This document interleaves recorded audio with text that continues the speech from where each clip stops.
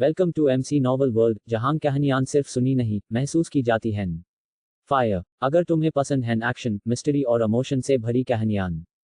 आकाश ने माथे पर बल डाला। कुछ तो गड़बड़ है। प्राण शुद्धि के तीसरे स्तर की चक्र परीक्षा में 6 चक्र पैटर्न वाला चक्र कैसे आ सकता है? क्या प्रशिक्षक वर्मा ने गलत प्रश्न पत्र दे दिया? प्रशिक्षक वर्मा ऐसी गलती नहीं कर सकते। क्या इसके पीछे कोई और गहरा अर्थ हो सकता है?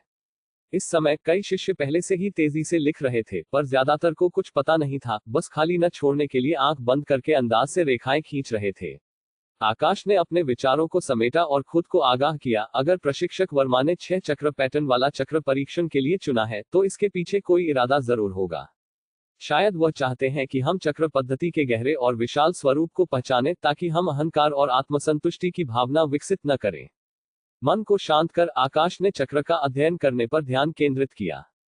चक्र का नाम जल नियंत्रण चक्र था। इसका उपयोग निर्दिष्ट नहीं था, लेकिन टिप्पणियां पूरी थी। हालांकि चक्र में 6 चक्र पैटर्न थे। पैटर्न काफी सरल थे। इसकी संरचना पर भी प्रशिक्षक वर्मा कक्षा में अक्सर चर्चा करते थे, यह अपरिचित नहीं थी। इसके बावजूद इतने कम समय में चक्र पैटर्न को याद करना, चक्र बनाना सीखना और फिर वास्तव में चक्र बनाना असंभव जैसा था। अगर कोई भी इसे नहीं बना सका, तो प्रशिक्षक वर्मा संभवतः चक्र की पूर्णता के आधार पर ग्रेडिंग करेंगे। आकाश केवल उतना ही याद करने और बनाने की कोशिश कर सकता था जितना वह कर सकता था। जैसे ही उसने चक्र बनाने पर ध्यान लगाया, समय तेजी से बीत गया, लेकिन परीक्षा का समय समाप्त होने पर भी आकाश इसे पूरा नहीं कर पाया।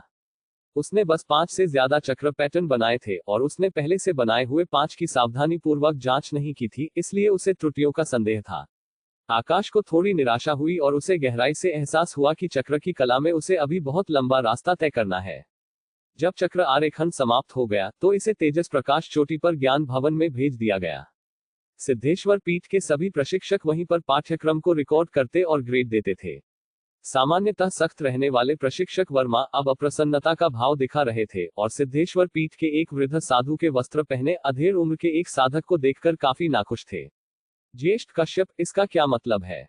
क्या यह तय नहीं हुआ था कि जल नियंत्रण चक्र के केवल पहले 2 पैटर्न का ही परीक्षण किया जाएगा? आपने पूरे चक्र का परीक्षण क्यों कर लिया? चक्र पद्धति गहरी और विशाल है, मैं तो बस शिष्यों को यह जल्दी समझाना चाहता था। और फिर प्रशिक्षक वर्मा ने भौहें चढ़ाई। फिर वे कठिनाइयों को समझेंगे और पीछे हट जाएंगे, चक्र गुरु बनने की मूर्खतापूर्ण आकांक्षा नहीं रखेंगे। ज्येष्ठ कश्यप ने उदासीनता से कहा, 6 चक्र पैटर्न वाला चक्र एक चक्र गुरु होने की प्रारंभिक सीमा है। इतनी कठिनाई का चक्र इन प्रतिभाहीन बाहरी द्वार के शिष्यों के सीखने की बात नहीं है। प्रशिक्षक वर्मा ने अपने क्रोध को दबाते हुए कहा, मैं बाहरी द्वार का प्रशिक्षक हूं, क्या ज्येष्ठ कश्यप कुछ ज्यादा दखल नहीं दे रहे? प्रशिक्षक वर्मा, ये बाहरी द्वार के शिष्य चक्र गुरु नहीं बनेंगे, इन्हें पढ़ाना समय की पूरी बर्बादी है। तो क्या? ज्येष्ठ कश्यप का तरीका और विनम्र हो गया। प्रशिक्षक वर्मा, हम सभी आपकी चक्र कौशल के स्तर को जानते हैं और उसका बहुत सम्मान करते हैं, लेकिन आपकी प्रतिभा के साथ इन धीमी बुद्धि वाले बाहरी द्वार के शिष्यों को पढ़ाना, खासकर जब उनमें से अधिकांश साधारण साधक हैं, क्या आपको नहीं लगता कि यह आपके स्तर से कम है? आपका क्या मतलब है? प्रशिक्षक वर्मा की नजरें तेज हो गई। ज्येष्ठ कश्यप ने गंभीरता से बात की, अगर प्रशिक्षक वर्मा सहमत होते हैं, तो हमारा कश्यप परिवार आपको अपने परिवार के लिए प्रशिक्षक के रूप में नियुक्त करने के लिए एक उदार इनाम देने को तैयार है, ताकि आप हमारे वंशजों को चक्रों का अध्ययन सिखा सकें। चाहे वह आध्यात्मिक पत्थर हो, आध्यात्मिक वस्तुएं हो या कुछ चक्र की विरासत, बस जबान खोलिए और हमारा कश्यप परिवार आपकी जरूरतों को पूरा करने की पूरी कोशिश करेगा। प्रशिक्षक वर्मा की पलकें थोड़ी सिकुड़ी और वह चुप रहे। ज्येष्ठ कश्यप रुके और फिर जारी रखा, जरूर, अगर आप सिद्धेश्वर पीठ छोड़ना नहीं चाहते तो वह भी ठीक है। मैं आपको भीतरी द्वार में प्रवेश करने की सिफारिश कर सकता हूं और आपको एक ज्येष्ठ बना सकता हूं, जो भीतरी पीठ के शिष्यों को चक्रों के बारे में सिखाएगा, या यहां तक उन असली शिष्यों को भी। उस समय पीठ के सीधे शिष्यों को भी आपको महोदय कहकर सम्मानपूर्वक संबोधित करना होगा। आपकी स्थिति पीठ के एक साधारण ज्येष्ठ से बहुत ज्यादा होगी। प्रशिक्षक वर्मा चुप हो गए और एक पल बाद धीरे से बोले, अगर मैं मना कर दूं तो? ज्येष्ठ कश्यप का चेहरा ठंडा पड़ गया। प्रशिक्षक वर्मा इतने हठी क्यों होते हैं? मैं चक्रों को ज्ञान दूसरों तक पहुंचाने के लिए सिखाता हूं, इन सांसारिक लाभों के लिए नहीं। प्रशिक्षक वर्मा ने जवाब दिया। ज्येष्ठ कश्यप ने उपहास किया, ठीक है, आप कितने महान हैं। यह कहकर उन्होंने प्रशिक्षक वर्मा पर और ध्यान नहीं दिया और अपनी आस्तीन झटक कर चले गए। तब पुराने प्रशिक्षक सूरज चाचा ने कहा, वर्मा जी, क्यों परेशान होना? कश्यप परिवार शक्तिशाली है और हम उन्हें नाराज करने की हिम्मत नहीं कर सकते। प्रशिक्षक वर्मा ने आह भरी, मुझे यह बर्दाश्त नहीं है। अगर चीजें ऐसी ही चलती रहीं तो पीठ और परिवारों के बीच सांठगांठ हो जाएगी और उन निचले स्तर के साधारण साधकों के पास अपने साधना को आगे बढ़ाने का कोई रास्ता नहीं होगा। पुराने प्रशिक्षक सूरज चाचा ने भी आह भरी, जब पुराने पीठ अध्यक्ष सत्ता में थे तब वह कश्यप परिवार के दबाव का सामना कर सकते थे, लेकिन अब जब वह बूढ़े हो रहे हैं और जल्द ही पद छोड़ने वाले हैं, मुझे डर है कि सिद्धेश्वर पीठ बदलने वाला है। प्रशिक्षक वर्मा भी चिंता से भरे हुए थे। मेरे विचार से ज्येष्ठ कश्यप ने आपको काफी सम्मान दिखाया है। आप इन बाहरी द्वार के शिष्यों को पढ़ाने में वास्तव में बहुत प्रयास करते हैं, लेकिन क्या फायदा? उनमें से बहुत कम चक्रकला के मार्ग पर दूर जा पाते हैं। यह बिना किसी कारण के नहीं है कि साधारण साधकों में चक्र गुरुओं की कमी है, पुराने प्रशिक्षक सूरज चाचा ने सलाह दी। ऐसा न हो कि आप प्रशिक्षक भी न रह पाएं, उन्होंने आगे कहा। प्रशिक्षक वर्मा अविचल रहे, जब तक मैं प्रशिक्षक हूं, मैं देखूंगा कि जो किया जाना चाहिए वह अंत तक किया जाए। पुराने प्रशिक्षक सूरज चाचा ने सिर हिलाया और कुछ नहीं कहा। एक और आह भरने के बाद प्रशिक्षक वर्मा ने अपनी भावनाओं को स्थिर किया और अपनी मेज पर रखे चक्र परीक्षा के कागजात खोले। भले ही परीक्षा के प्रश्नों में गलती थी, फिर भी उन्हें लगन से जांच करने की जरूरत थी। स्वाभाविक रूप से परिणाम पूरी तरह से गड़बड़ था। अधिकांश शिष्य केवल 1 या 2 चक्र पैटर्न ही बना पाए थे, जबकि कुछ बिल्कुल नहीं बना पाए थे, कुछ भी लापरवाही से लिखकर छलने की कोशिश कर रहे थे। प्रशिक्षक वर्मा ने चुपचाप इन शिष्यों के नाम नोट कर लिए।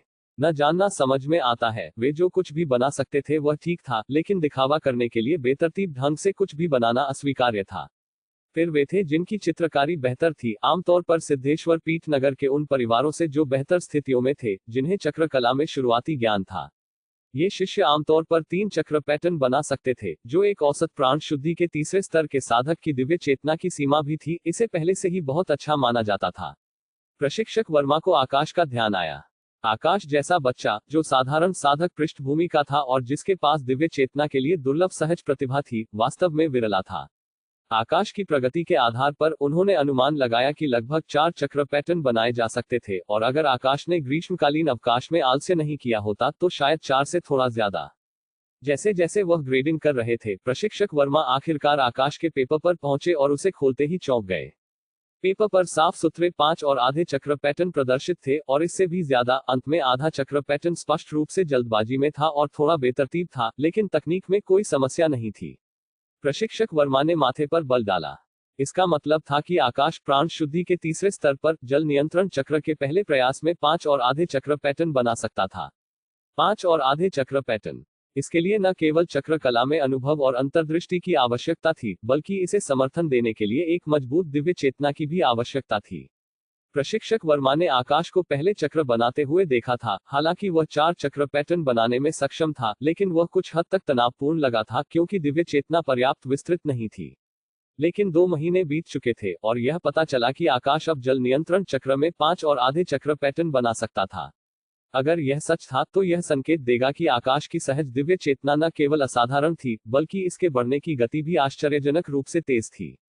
साधना में वृद्धि के अलावा साधकों के पास अपनी दिव्य चेतना को बढ़ाने का कोई त्वरित तरीका नहीं था। सांस रोककर प्रशिक्षक वर्मा ने अविश्वसनीयता से आकाश के पेपर को एक और नजर से देखा, फिर धीरे धीरे सांस छोड़ी, बड़बड़ाते हुए, यह संभव नहीं हो सकता। ये शब्द सुनकर पुराने प्रशिक्षक सूरज चाचा ने प्रशिक्षक वर्मा के चकित चेहरे को देखा और मदद नहीं कर सके, लेकिन पूछा, वर्मा जी क्या हुआ? प्रशिक्षक वर्मा होश में आए। उनका चेहरा थोड़ा बदल गया जब उन्होंने एक पल के लिए विचार किया, फिर कहा, कुछ शिष्यों के चक्र कला के चित्र बहुत ज्यादा बेतुके हैं, मैंने क्षण भर के लिए अपना धैर्य खो दिया। पुराने प्रशिक्षक सूरज चाचा ने समझा, इन शिष्यों को पढ़ाना वास्तव में आसान नहीं है। प्रशिक्षक वर्मा, आपको इसे ज्यादा गंभीरता से नहीं लेना चाहिए। आपको अपने चरित्र और स्वभाव को विकसित करना चाहिए, क्रोध को आप पर हावी नहीं होने देना चाहिए। प्रशिक्षक वर्मा ने सिर हिलाया, लेकिन उनकी आंखें अभी भी आकाश के पेपर पर टिकी थी। उनका मन उथल पुथल में था। प्रशिक्षक वर्मा ने आकाश के परीक्षा पत्र को घूरकर देखा, थोड़ी देर सोचा, फिर पेपर पर श्रेणी अ का अक्षर लिखा। अन्य शिष्यों की चक्र कौशल को ग्रेड करने के बाद वह एक पल के लिए रुके, कुछ याद आया, और पिछले पेपरों पर वापस पलटे। उन सभी शिष्यों को पदोन्नत कर दिया जिन्होंने श्रेणी ब प्राप्त किया था, उन्हें श्रेणी अ दे दिया। अब केवल आकाश से ज्यादा शिष्य थे जिन्होंने श्रेणी अ प्राप्त किया था। ग्रेडिंग खत्म करने के बाद प्रशिक्षक वर्मा अपनी मेज पर देर तक गहरी सोच में बैठे रहे, खुद से बुदबुदाते हुए। लगता है कि मैं अब सिद्धेश्वर पीठ में ज्यादा देर नहीं रुक सकता। जब चक्र परीक्षा के कागजात सौंपे गए तो आकाश ने अपने पर श्रेणी अ देखा और सिर हिलाया, लेकिन उसने सोचा कि क्या अन्य प्राण शुद्धि क्षेत्र के शिष्य वास्तव में जल नियंत्रण चक्र बना पाए होंगे। यह आखिरकार एक ऐसा चक्र था जिसमें 6 चक्र पैटर्न की आवश्यकता थी। आकाश ने पता लगाने पर जोर दिया और पाया कि कुछ अन्य शिष्यों को भी श्रेणी अ ग्रेड मिला था। आश्चर्य के अलावा उसने यह भी महसूस किया, आसमान के परे भी आसमान है और व्यक्ति के परे भी व्यक्ति। चक्र में मेरा अपना स्तर अभी भी पर्याप्त नहीं है, मुझे आत्मसंतुष्ट नहीं होना चाहिए। आकाश को यह नहीं पता था कि उसका श्रेणी अ दूसरों के श्रेणी अ से अलग था। उसका श्रेणी अ एक वास्तविक श्रेणी अ था, जबकि दूसरों का श्रेणी अ वास्तव में प्रशिक्षक वर्मा द्वारा बढ़ाया गया था। उसके बाद आकाश ने सिद्धेश्वर पीठ में अपनी साधना जारी रखने, चक्र के बारे में और जानने और फिर कुछ समय बाद एक साधना तकनीक चुनने के बारे में सोचा। लेकिन आधे महीने बाद उसने कुछ बेहद बेतुकी बात सुनी। प्रशिक्षक वर्मा सिद्धेश्वर पीठ छोड़ने वाले हैं। अब से बाहरी द्वार में चक्र नहीं सिखाया जाएगा। आकाश सदमे में खड़ा रहा। सीखने के लिए कोई चक्र नहीं। आकाश प्रशिक्षक वर्मा से मिलने गया, जिन्होंने उसे एक जटिल अभिव्यक्ति के साथ देखा। उन्होंने बहुत कम कहा, बस आकाश को वापस जाने और कुछ दिनों में आकर उससे मिलने के लिए कहा। आकाश के जाने के बाद प्रशिक्षक वर्मा प्रबंधक मोहंती से मिलने गए। क्या आपके पास उस मामले के बारे में कोई खबर है जिसके बारे में मैंने आपको देखने के लिए कहा था? प्रबंधक मोहंती ने प्रशिक्षक वर्मा को एक पत्र पास किया। जिस व्यक्ति को आप ढूंढ रहे हैं वह अब सिद्धेश्वर पीठ नगर में नहीं है। यहाँ उसके बारे में कुछ सुराग है, लेकिन मैं गारंटी नहीं दे सकता कि वे सटीक है। धन्यवाद। प्रबंधक मोहंती हिचकिचाए, फिर पूछा, क्या आप वास्तव में सिद्धेश्वर पीठ छोड़ने की योजना बना रहे हैं? यह सिर्फ सिद्धेश्वर पीठ नहीं है, मैं सिद्धेश्वर पीठ नगर भी छोड़ रहा हूँ। क्या आप भविष्य में यहाँ वापस आएंगे?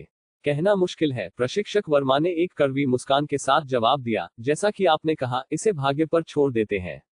प्रबंधक मोहंती के होंठों पर समझाने के शब्द थे, लेकिन बेहतर सोचकर उन्होंने कुछ नहीं कहा। वह जानते थे कि समझाना व्यर्थ होगा। उस बच्चे आकाश के बारे में क्या? आप उसके बारे में क्या करने की योजना बना रहे हैं? प्रबंधक मोहंती ने पूछा, आपके बिना सिद्धेश्वर पीठ में कोई भी सक्षम नहीं है जो उसे सिखा सके। मेरे पास अपनी योजनाएं हैं। उस बच्चे आकाश की चक्र में प्रतिभा काफी भयानक है। प्रशिक्षक वर्मा ने मन में सोचा, लेकिन उन्होंने इसे जोर से नहीं कहा। इसके बजाय उन्होंने कहा, उसकी प्रतिभा काफी अच्छी है। अगर वह चक्र नहीं सीख पाया तो यह अफसोस की बात होगी। चूंकि हमारे बीच प्रशिक्षक और शिष्य का संबंध है, मैं बाद में क्या करना है इसकी देखभाल करने का तरीका खोजूंगा।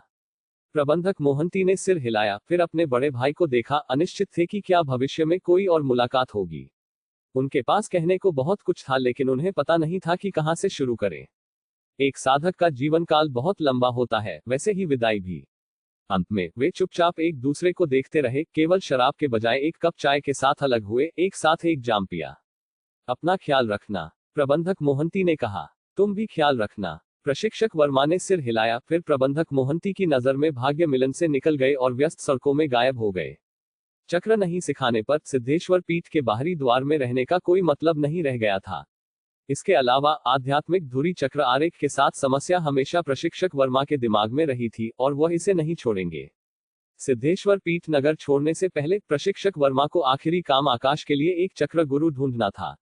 उन्होंने कुछ अच्छी शराब और चाय उपहार के रूप में तैयार की और सिद्धेश्वर पीठ नगर के उत्तरी मार्ग पर एक बड़े गुफा निवास के मुख्य द्वार पर दस्तक दी। यह निवास सड़क पर सबसे शानदार और राजसी लोगों में से एक था। गुफा निवास के स्वामी सिद्धेश्वर पीठ नगर के 2 प्रथम श्रेणी के चक्र गुरुओं में से एक थे, जिनका उपनाम लो था, जिन्हें सामान्य साधक सम्मानपूर्वक मास्टर लो कहते थे। प्रशिक्षक वर्मा ने उपहार प्रस्तुत किए और अपना उद्देश्य समझाया। मास्टर लो का प्रशिक्षक वर्मा के साथ अच्छा संबंध था और यह सुनकर उन्होंने अपना संदेह व्यक्त किया, क्या इस बच्चे में वास्तव में ऐसी प्रतिभा है कि पुराने भाई वर्मा भी व्यक्तिगत रूप से उनका पक्ष लेने आए हैं। प्रशिक्षक वर्मा ने मास्टर लो को तेज अग्नि चक्र का आरेख दिखाया जो आकाश ने बनाया था। यह वह चक्र है जो उसने प्राण शुद्धि के तीसरे स्तर पर था तब बनाया था। उन्होंने आकाश द्वारा बनाए गए 5 और आधे चक्र पैटर्न के साथ जल नियंत्रण चक्र आरेख को बाहर नहीं निकाला, क्योंकि वह बहुत अधिक ध्यान आकर्षित नहीं करना चाहते थे। इसके अलावा सामान्य तौर पर प्राण शुद्धि के तीसरे स्तर पर 3 चक्र पैटर्न के साथ एक चक्र बनाने में सक्षम होना पहले से ही असाधारण प्रतिभा माना जाता था। मास्टर लो की आंखें चमक उठी और उन्होंने सिर हिलाया। वास्तव में यह काफी अच्छा है। तेज अग्नि चक्र आरेख की जांच करने के बाद मास्टर लो ने पूछताछ की, क्या मैं पूछ सकता हूं कि वह किस परिवार का वंशज है? कश्यप परिवार, आनंद परिवार या चंदन परिवार? प्रशिक्षक वर्मा एक पल के लिए चुप रहे, फिर जवाब दिया, वह किसी परिवार से नहीं है, वह बस एक साधारण साधक है। मास्टर लो तब चुप हो गए और उनकी आंखों में रुचि काफी कम हो गई। प्रशिक्षक वर्मा ने झिझकते हुए पूछा, क्या मास्टर को कोई चिंता है? साधारण साधकों को सिखाना मुश्किल है, मास्टर लो ने कहा। भाई लो, मास्टर लो ने अपना हाथ हिलाया और कहा, पुराने भाई वर्मा, आप जानते हैं कि मैं किस बारे में बात कर रहा हूं। आपको समझना चाहिए कि एक साधारण साधक को शिष्य के रूप में लेना कितना परेशानी भरा है। हालांकि आकाश युवा है, वह चतुर, सभ्य, मेहनती है और चक्रों में उसकी प्रतिभा बहुत ज्यादा है। भाई लो से बस थोड़े से मार्गदर्शन के साथ चक्रों में उसकी भविष्य की उपलब्धियां निश्चित रूप से असीम होंगी, प्रशिक्षक वर्मा ने ईमानदारी से कहा। यह उसके बारे में नहीं है, मास्टर लो ने आह भरी और समझाया। बच्चे में किस तरह की सहज प्रतिभा या समझ है, इस पर ध्यान न दे, बस शिष्यत्व के लिए आवश्यक औपचारिक उपहार क्या वह उन्हें वहन कर सकता है। मास्टर लो खड़े हो गए और धीरे धीरे टहलने लगे। यह नहीं है कि मैं इन उपहारों का लालच करता हूं, लेकिन शिष्य बनाना और शिष्यों को स्वीकार करना हमेशा परंपरा से बंधे मामले रहे हैं। मैंने कई शिष्यों को स्वीकार किया है और हर किसी ने एक महत्वपूर्ण औपचारिक उपहार दिया है। अगर संयोग से वह भुगतान करने में असमर्थ है या बहुत कम भुगतान करता है, तो मैं अपने अन्य शिष्यों को कैसे समझाऊं? भले ही वे अपनी नाराजगी आवाज देने की हिम्मत न करें, वे निश्चित रूप से अपने दिल में एक नाराजगी रखेंगे, यह सोचकर कि मैं पक्षपाती हूं और सभी के साथ उचित व्यवहार नहीं कर सकता। सिर्फ शिष्यत्व के लिए औपचारिक उपहार ही नहीं, बल्कि चक्र सीखने के लिए आवश्यक स्याही, ब्रश, कागज और स्याही पत्थर, इनमें से किसको आध्यात्मिक पत्थर की आवश्यकता नहीं है? क्या एक साधारण साधक की पारिवारिक संपत्ति इसे बनाए रख सकती है? भले ही वह एक दिन चक्र गुरु बनने में कामयाब हो जाए, उसके पास चलने के लिए अभी भी केवल दो रास्ते होंगे, या तो किसी परिवार या किसी पीठ से जुड़ना। अगर वह खुद को संबद्ध नहीं करता है, तो उसकी साधना और चक्रों का अध्ययन कठिनाइयों से भरा होगा। अगर वह संबद्ध होता है, तो ऐसा है जैसे उसने खुद को बेच दिया है, वह अपना नाम, पृष्ठभूमि और माता पिता खो देगा, अब अपने भाग्य का मालिक नहीं रहेगा। तब वह अपने गुरु, मेरे प्रति कैसे कोई सम्मान रखेगा? तो आप इसे किसी भी तरह से देखें, उसे शिष्य के रूप में लेने से मुझे कोई लाभ नहीं होता है। यह कहकर मास्टर लो बैठ गए और अपनी चाय का एक घूंट लिया। प्रशिक्षक वर्मा भी चुप रहे। वह समझते थे कि मास्टर लो किस बारे में बात कर रहे थे और इसका खंडन नहीं कर सके। शुरू में उन्होंने सोचा था कि आकाश की असाधारण प्रतिभा को देखते हुए मास्टर लो कम से कम इस पर विचार कर सकते हैं, लेकिन अब ऐसा लगा कि उनकी अपनी सोच बहुत भोली थी। चक्र गुरु के बिना साधारण साधक, इसके पीछे वास्तव में एक कारण था। प्रशिक्षक वर्मा निराश दिखे। यह देखकर मास्टर लो ने भी आह भरी और एक नर्म स्वर में कहा, अगर उसके पास कम से कम एक परिवार की पृष्ठभूमि होती, भले ही वह सिर्फ एक शाखा या एक उपशाखा हो, तो मैं उसे स्वीकार कर लेता। लेकिन साधारण साधक अलग होते हैं, बहुत ज्यादा चिंताएं होती हैं, और मेरे पास इसके लिए ऊर्जा नहीं है। साधारण साधकों के लिए चक्र गुरु बनना, यह बस बहुत मुश्किल है। मास्टर लो ने अफसोस जताया। प्रशिक्षक वर्मा ने एक बार फिर विनती करने की कोशिश की, आकाश, इस बच्चे में चक्रों के लिए वास्तव में एक अनूठी प्रतिभा है। और आकाश द्वारा बनाए गए 5 और आधे चक्र पैटर्न के साथ जल नियंत्रण चक्र आरेख प्रस्तुत करने वाले थे। लेकिन जैसे ही वह ऐसा करने वाले थे, मास्टर लो ने कहा, इससे कोई फर्क नहीं पड़ता कि वह 3 चक्र पैटर्न बना सकता है, भले ही प्राण शुद्धि के तीसरे स्तर पर वह 4 या 5 चक्र पैटर्न बना सकता हो, मैं फिर भी उसे नहीं लेता। प्रशिक्षक वर्मा का हाथ बीच में ही रुक गया और कोई विकल्प नहीं बचा, उन्हें चक्र वापस रखना पड़ा। भाई लो, क्या वास्तव में कोई रास्ता नहीं है? पुराने भाई वर्मा, आप कभी भी आ सकते हैं, चाहे चर्चा करने के लिए हो या बात करने के लिए, लेकिन इस मामले के लिए बातचीत की कोई गुंजाइश नहीं है, मास्टर लो ने कहा। भाई लो, शब्द न मिलने पर प्रशिक्षक वर्मा केवल आह भर सके, बस बाद में पछताना मत। कई साधकों ने मुझसे यही कहा है, लेकिन आज तक मुझे किसी भी चीज का पछतावा नहीं हुआ है। और कुछ कहने के लिए नहीं था, मास्टर लो ने मेहमान को बाहर जाने का संकेत देने के लिए अपना चाय का प्याला उठाया। प्रशिक्षक वर्मा ने आह भरी, निराशा का भाव उनके चेहरे पर था और उठकर विदा ली। प्रशिक्षक वर्मा के जाने के बाद मास्टर लो कमरे के अंदर बैठे रहे। एक शिष्य ने उन्हें चाय डाली और धीरे से पूछा, मास्टर, अगर वह वास्तव में प्राण शुद्धि के तीसरे स्तर पर तेज अग्नि चक्र बना सकता है, तो उसकी प्रतिभा वास्तव में उल्लेखनीय होनी चाहिए। वास्तव में, मास्टर लो ने अपनी चाय उठाए, एक घूंट लिया और कहा, लेकिन उच्च प्रतिभा का क्या उपयोग? साधना का मार्ग केवल प्रतिभा के बारे में नहीं है। कितने लोग अपनी जवानी में असाधारण थे, केवल अंत में कुछ खास नहीं निकले। आध्यात्मिक पत्थर, वंश, पारिवारिक पृष्ठभूमि, इनमें से हर एक बहुत महत्वपूर्ण है। उनके बिना, यहां तक प्रतिभा भी बस एक जड़ रहित पौधा है, जो आखिरकार मुरझा जाएगा। लेकिन फिर भी अगर मास्टर ने कुछ मार्गदर्शन प्रदान किया तो वह कम से कम आपकी दया के लिए ऋणी हो सकता था। मास्टर लो ने सिर हिलाया, तुम मानव स्वभाव को बहुत सरल समझते हो। गरीबी में पैदा हुए साधारण साधकों के अक्सर अत्यधिक विचार होते हैं, कोई भी हल्की सी गलती नाराजगी का कारण बन सकती है। कृतज्ञता के सबसे छोटे मुद्दों पर दुश्मनी में बदल जाने के बहुत ज्यादा मामले हैं। मैं ऐसे गंदे पानी में क्यों पैर डालूं? आप सही कहते हैं मास्टर, लेकिन ऐसी प्रतिभा का बर्बाद होना कितनी अफसोस की बात है। यह अफसोस की बात है। मास्टर लो ने चाय का प्याला नीचे रखा और आह भरी, लेकिन यही भाग्य है, हमारे नियंत्रण से बाहर। क्या आप चाहते हैं कि मैं आकाश के चक्र सीखने के मार्ग पर आगे की कहानी लिखूं?